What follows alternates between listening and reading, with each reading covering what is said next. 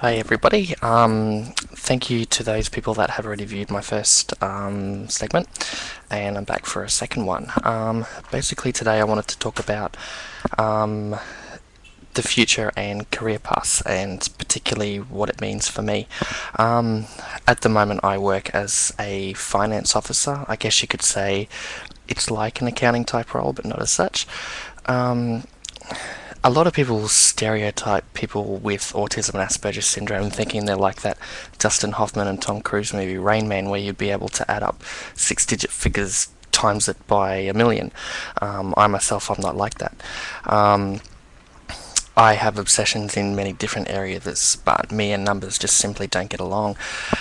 And however, today at my work, it was the biggest panic attack I've experienced probably in about 4 to 5 years. And I was looking at multiple spreadsheets on Microsoft Excel, and I was putting every piece of effort I had into this particular project that I was doing, and it just wasn't up to scratch.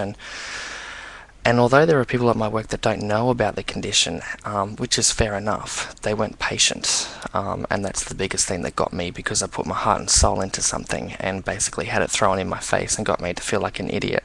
I even had one person that said, "What the bloody hell do you think you're doing? When are you going to get anything right?" And so, me being me, basically packed up my bags and I walked out to work. So it'll be interesting to see what happens when I go back into the office tomorrow. But particularly one career path that I would like to do is I want to get into some writing and film and TV production. During high school, I had an obsession with writing film scripts, and I actually wrote up to about 60 feature films. And a couple of theatrical productions. They were musicals as well, but I never had anything done with them. And now, as I've moved along the years, which we're talking about 10 years ago now, I haven't been able to find them. I can't see them. I don't know where they are. But I really wanted to let people know that if you've got this condition and you've got some sort of obsessive behavior, such as for myself, like writing or some sort of creative writing, to really utilize that. I've tried a lot of different career avenues and find that I have a lot of difficulty in learning new things and trying to pick them up, and it's just not working. And so what I really wanted to do was combine my passion with employment. And so one thing I'm trying at the moment is I'm actually trying to put together a book about Asperger's syndrome, which is basically the story of a young boy from entering teenagehood right up until his mid-20s, and basically all the difficulties that he's got to face with. So it's about going to school and trying to learn how to meet new people and learn body language and learn how to be a part of the norm, you could say. But so I really, really want to put that into my book. So if anyone's watching, I really encourage you to send me some stories about your own personal experiences with Asperger's syndrome, whether you've got it yourself or if you know someone that has it. Because, as I said in my first video, it really does affect people on so many different ways, and it's important to get this book out there. I think it's really important to get the book done only because, people who read it, who have no knowledge of it, will get a proper understanding and a more in-depth about the condition and things like that. And so that's the reason why I'm doing it. One, for a career move, hopefully, and two, because it's there's really much a need.